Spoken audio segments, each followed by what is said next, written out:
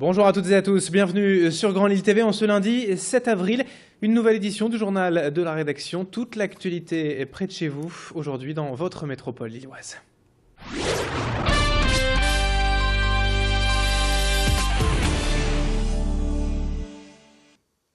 Grand Lille TV déménage. Nos programmes sont donc allégés. Un journal réactualisé vous sera proposé à 13h et à 19h. Jean-Louis Borloo décide de mettre un terme à ses fonctions et ses mandats politiques. En cause, son état de santé. Il l'a annoncé dans une lettre adressée aux dirigeants de l'UDI.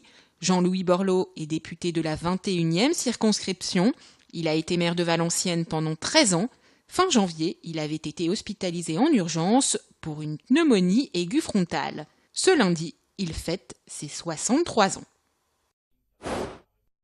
Les food trucks fleurissent aux abords des ruches d'entreprise. Les food trucks, ce sont des marchands ambulants qui permettent de se régaler avec des produits frais, de qualité et à prix raisonnable. Ils ont décidé de se rassembler et de créer une union commerciale. Le but, promouvoir la street food dans le Nord-Pas-de-Calais, mais pas seulement.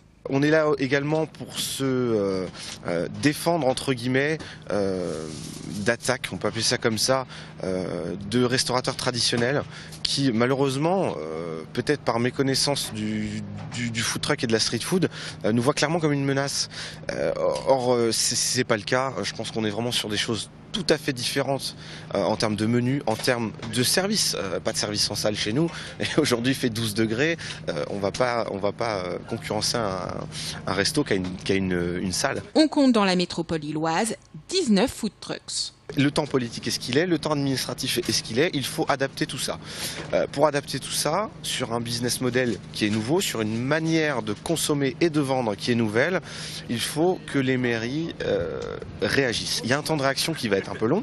Donc à nous, Street Food en Or, donc qui est le nom de l'union commerciale, à nous d'être force de proposition sur des emplacements et un cadre légal qui est satisfaisant pour les restaurants traditionnels et l'ORECA en place, pour les food trucks qui ont besoin de se développer, qui ont besoin d'être dans la ville. Cette nouvelle union envisage même d'organiser un festival de la street food dès juin, place de la République à Lille.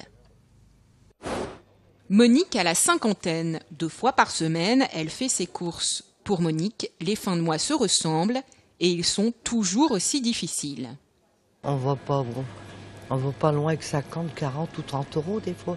Ça va selon mon budget et mes factures. Encore j'ai trop de factures, elles baissent le budget. J'ai de la lessive, des légumes, des boîtes et des produits d'entretien. Je trouve que c'est bien ici. On est bien. Et c'est grâce à ce supermarché solidaire que Monique peut manger à sa faim. On trouve de tout et ces produits sont destinés aux personnes précaires. Les tarifs indiqués sont les mêmes que dans les grandes surfaces, mais les clients ne payent que 20%. Le but, une aide alimentaire certes, mais aussi apprendre à gérer un budget. On a une fonction éducative dans le sens des achats et de la gestion des budgets alimentaires pour la famille. On a beaucoup de familles qui viennent et qui ont du mal à terminer leur mois au départ et qui, au bout de quelques temps habitués à Pâques, arrivent à faire leurs achats jusqu'à la fin du mois. Ça, c'est la première partie. La deuxième, c'est aussi une partie, je dirais, sociale par rapport à ceux qui sont des familles handicapées ou des familles sous tutelle, où là, on a le fêté un jour spécifique pour ces familles-là, de manière à ce qu'elles aient un accompagnement beaucoup plus personnalisé et que ça leur permette de pouvoir revenir à des comportements beaucoup plus logiques. Des clients sélectionnés par le CCAS, il existe 11 épiceries de ce genre en France. Dans votre enfance, ils vous ont fait rêver. Eh bien, à Ouascal, au musée de l'autopompe, votre rêve devient réalité. Vous pourrez monter dans les camions, prendre des photos au volant et vous mettre même dans la peau d'un soldat du feu. Par rapport à d'autres musées qu'on a été déjà visités, bon, on passe dans des allées, on regarde, mais on n'a pas le droit de toucher à rien. Donc là, ici, c'est différent. Les enfants peuvent toucher, monter dans le camion, faire aller le pimpon. Je crois que c'est ça aussi que les enfants aiment, quoi. Jouer aux pompiers. Puis on a des petits casques d'enfants également qu'on leur met s'ils veulent se mettre, faire une photo avec un casque de pompier. Les parents sont fiers de repartir avec ces souvenirs, quoi.